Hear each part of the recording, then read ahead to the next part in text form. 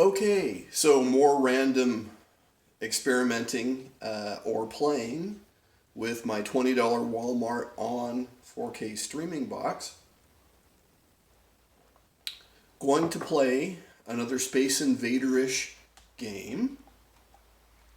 This one is called GORF, Galactic Orbiting Robot Force, I believe.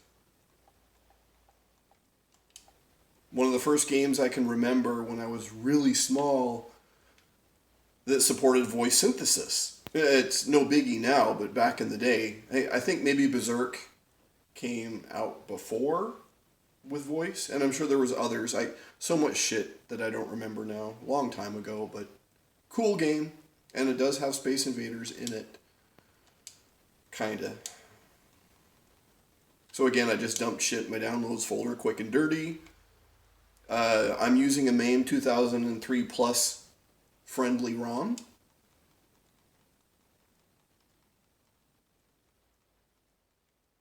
Seven-zip doesn't work with this core. I don't know why, it just doesn't. With this core and these kind of ROMs, you need to do a load instead of a browse. Pick the core.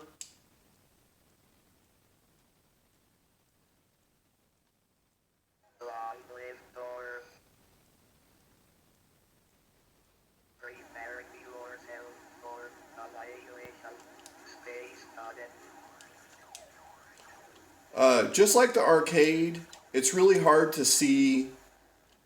It kind of has like I guess it was trying to mimic like a radioactive cloud, or the energy shield. It's just weird. There's like static purposely built into the game. It makes it harder to see. It was cool in the arcades, and you actually had like a kind of like a flight.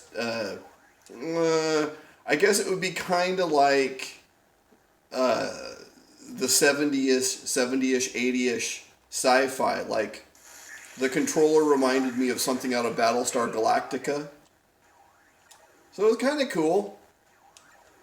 Well, probably wouldn't age well if I was to see one in person, but when I was a kid, I thought it was cool. And it talked.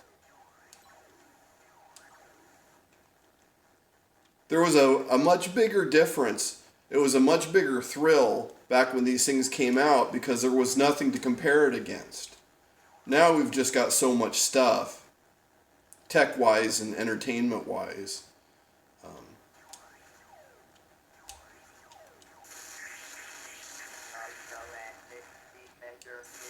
I suck. Alright, enough of that.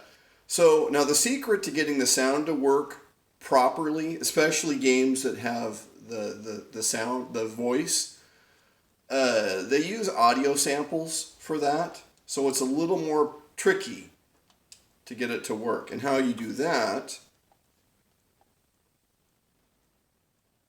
So the secret to getting that to work is to place the sound sample files right here. So I'm going to leave this here. In the same folder where you would put the RetroArch BIOS files. And you want to go ahead and use the core first. It will create the folder name for you. So you run a game, come back here, and there will be a MAME 2003 Plus folder.